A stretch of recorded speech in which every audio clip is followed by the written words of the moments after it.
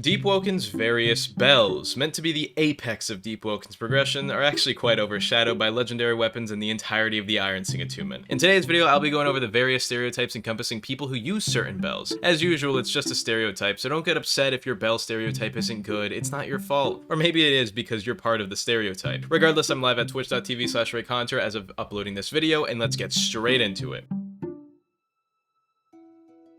Bloodscourge, aka Reaper, is basically as basic as it gets. You're a PvP player because it doesn't even work in PvE. You don't like having people get up and run away during ganks. You probably run a lot of war servers with your guildmates and friends. This is the most generic PvP bell there is because it's just a solid choice for stopping people on support builds from saving their friends. This really is just an all-rounder, so anyone could be using this. There isn't one hard stereotype for it.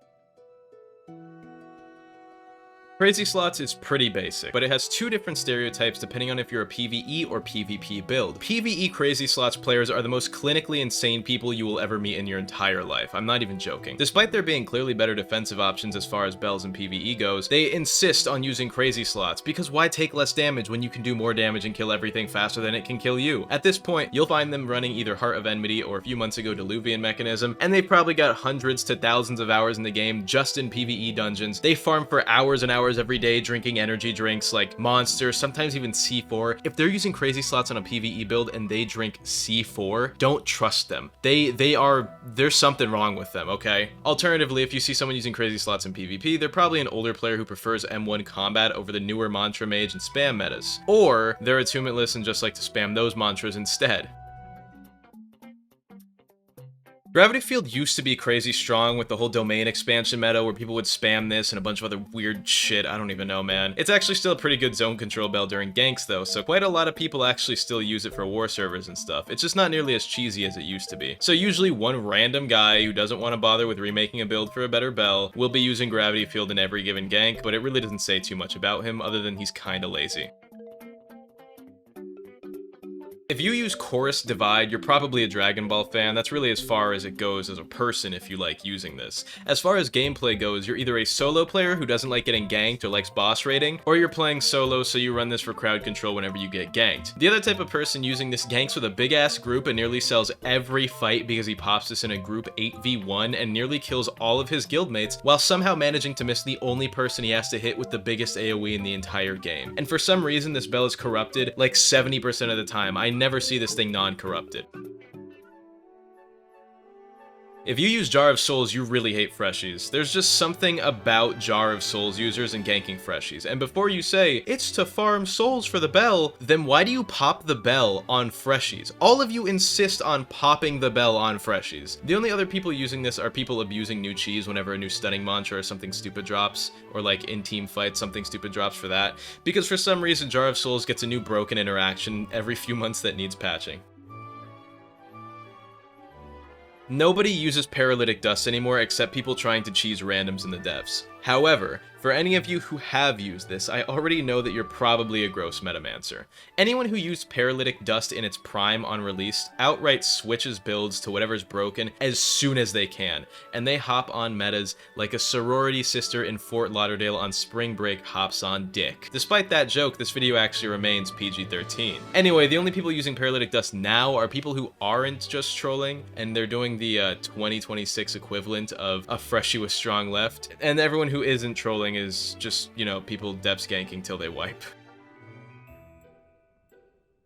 Payback is used by the PvP player who really hates mages and ganks. He runs Payback specifically so he can punish people for spamming mantras, and he experiences no more joy in life than killing a mage player. And honestly, I can't blame him. Mage players are so annoying. The other alternative is the mage player. The support player is running Payback and running in circles while it's on cooldown, making this their only form of damage in ganks. They will purposely respec their build until they can get the instant damaging version instead of the beam version, and every chance they get, they will run in front of anything they can, use the bell, and then run away until it's off cooldown. You guys are lame.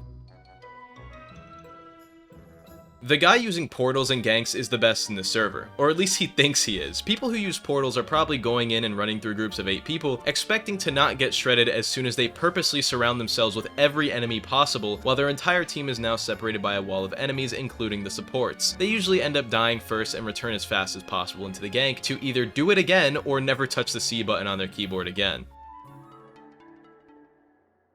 Preservation is used by the best support player you know. They're somehow monitoring the entire battlefield, and as soon as someone goes down, before that Reaper can even hit, which has been pre-fired by the guy's other teammate, they've already got someone in that golden bubble, who's now being carried over to the secondary true resurrection support, who's about to double link stride to heal the guy, and now he's back up, full health, 16 seconds after you knocked and Reapered him. Preservation supports also usually end up being on the more competent side of players, and they usually don't need help to handle their 1v1s against anything that doesn't do 300 damage per M1. Unlike most supports, a preservation support is usually capable of at least holding their own.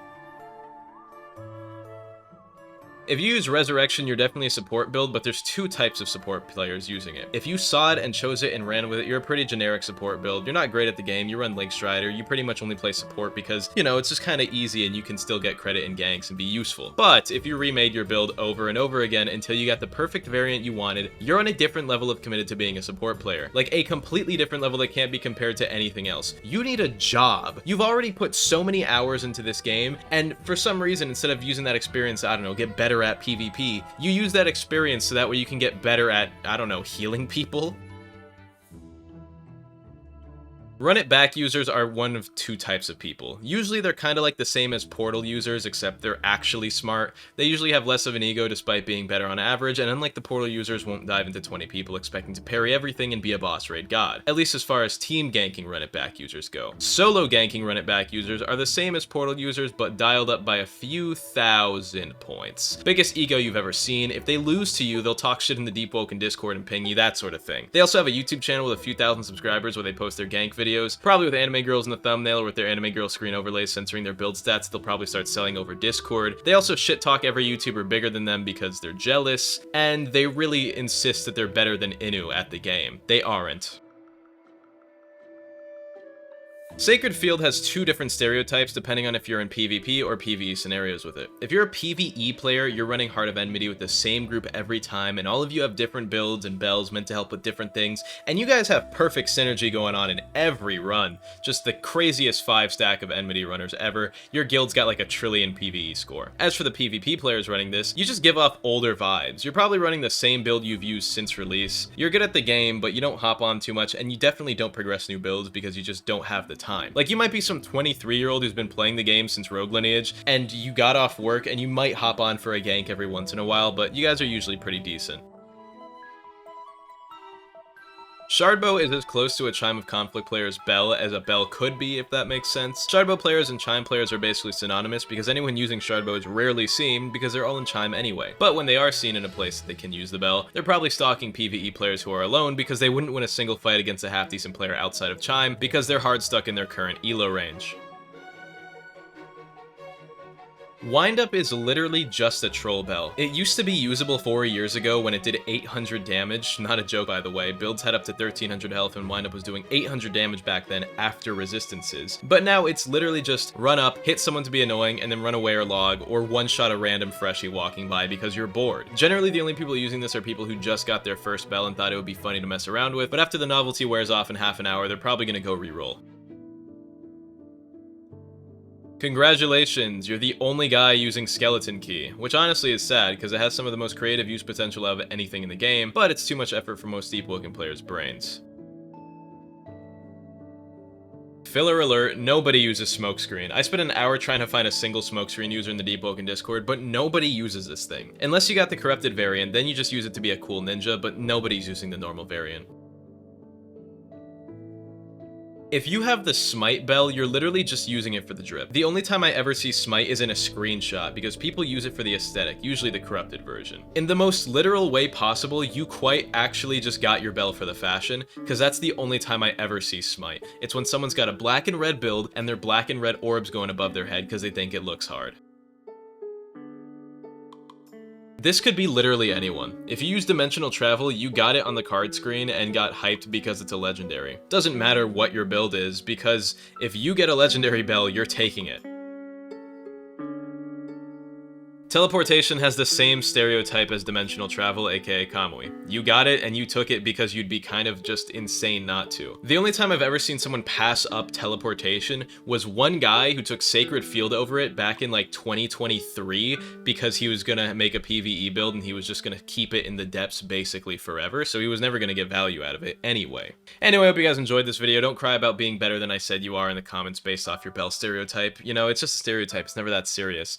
Check out my live channel. There'll be a new video this weekend on Saturday at 2 p.m. I believe. It's going to be me playing all of the mainline Five Nights at Freddy's games, so if you want to see me play all of the mainline games, then go check that out, and if that video does good, then I'll play all the non-mainline games.